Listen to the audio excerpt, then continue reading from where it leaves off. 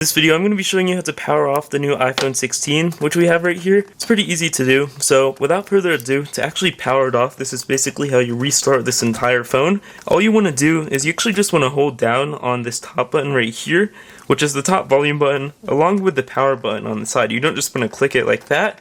But instead, to power it off, all you want to do is you actually just want to hold down on both of these, top power button and the side power button at the same time for about 5 seconds. And once you do that, you just want to actually swipe this option up here. It's called slide to power off.